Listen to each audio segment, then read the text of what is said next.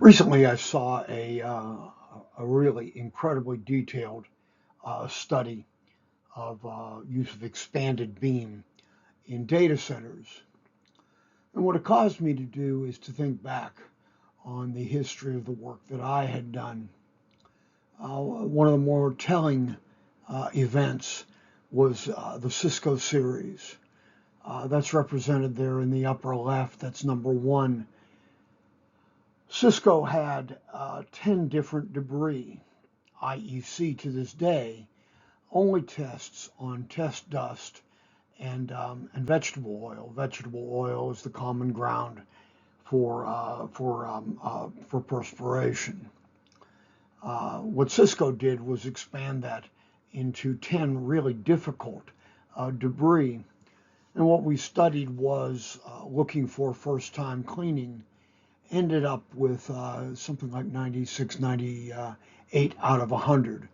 Honestly, the most difficult was dried water and dried isopropyl alcohol.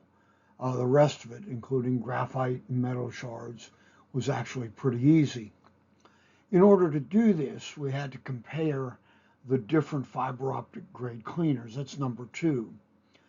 There are 15 different debris, 3 different cleaners, and what this slide represents is actually a video, a live video showing removal.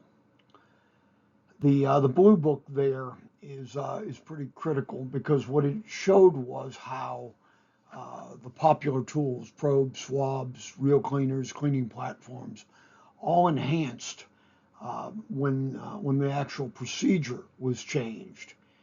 And the conclusion was that dry cleaning wasn't an acceptable method. Wet to dry cleaning was unclear. The procedures that we used with Cisco and in the book is a procedure that I call solvent transfer. All of this is documented in a series of books, but the most important thing is, how do you see it? There are 4 classes of inspection.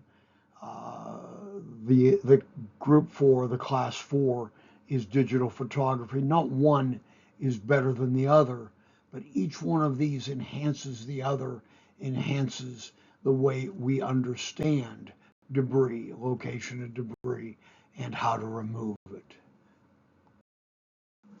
My name is Ed Forrest. I've been studying precision cleaning, since 1990, precision cleaning fiber optics since 1999, and a distributor salesperson carried me in, as they say down here, carried me into Pirelli Electronics, and the question was, how do you clean the backplane connector?